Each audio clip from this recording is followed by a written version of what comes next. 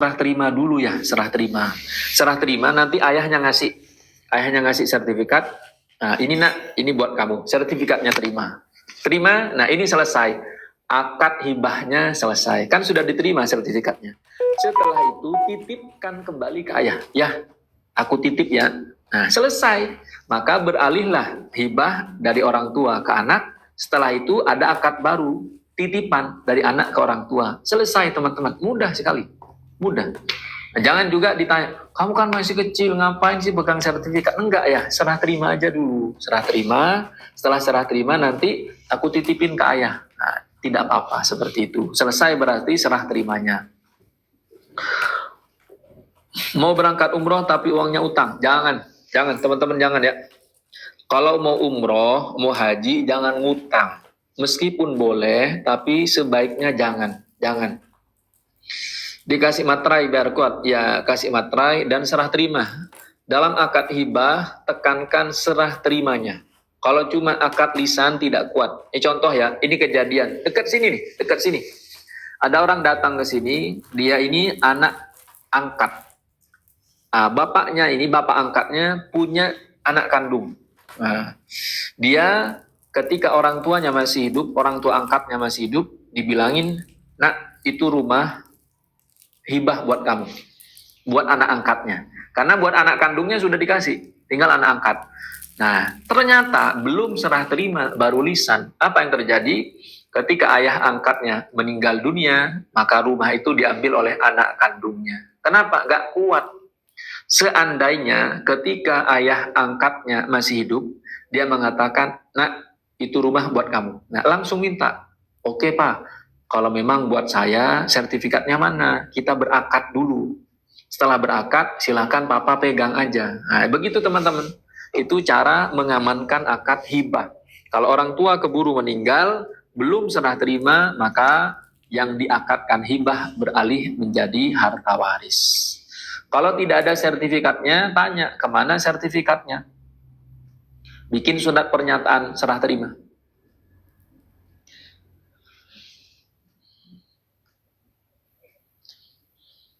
Wanita yang tidak puasa Ramadan sebulan full karena nifas, apa boleh hanya bayar fidyah? Ada perbedaan di antara ulama. Ada pendapat yang meringankan. Ini pendapat dua orang sahabat. Pendapatnya Abdullah ibnu Umar dengan Abdullah ibnu Abbas radhiyallahu ta'ala anhuma. Kalau tidak salah, ini disebutkan dalam kitab tafsir Jam'ul Bayan, karya Imam At-Tabari. Begini ya.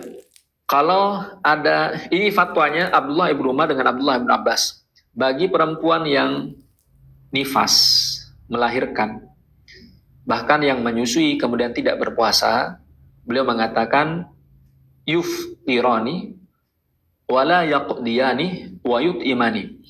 Boleh, jadi tidak perlu mengqadha, tidak perlu berpuasa di bulan Ramadan karena ada uzur.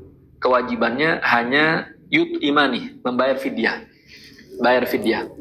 Boleh menurut Abdullah ibnu Umar dan Abdullah ibnu Abbas radhiyallahu taala anhuma. Ini silahkan rujuk di tafsirnya Imam At-Tabari.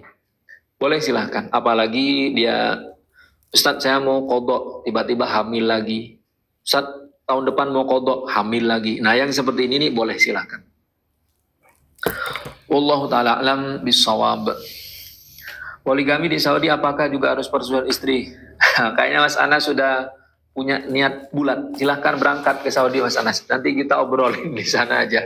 Berangkat dulu. Kalau adik perempuan tidak mau dibagi sesuai syariat Islam, apa hukumnya? Hukumnya haram.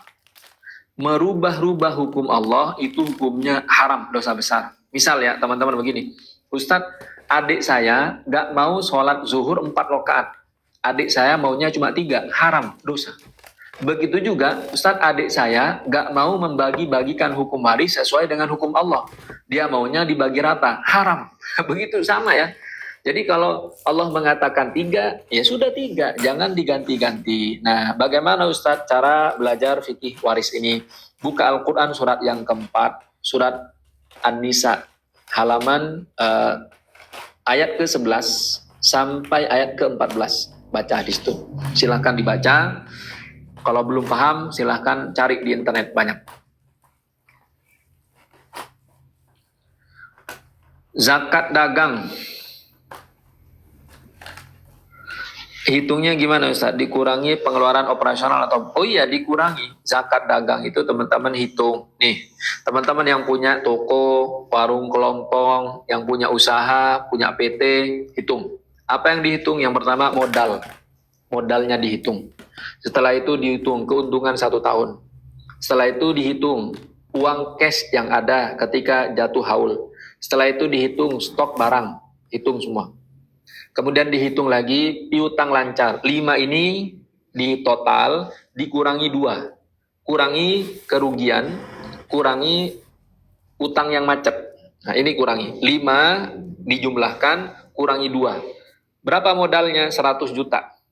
Berapa keuntungan 1 tahun? 100 juta. Berapa cash yang ada saat jatuh haul? 1 juta. 100 juta. Berapa stok barang? 100 juta. Berapa piutang lancar? 100 juta. Berarti 500 juta.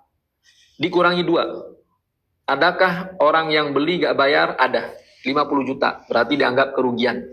Adakah orang yang beli nyicil macet? Ada. 50 juta. Maka 500 juta kurangi 100 juta.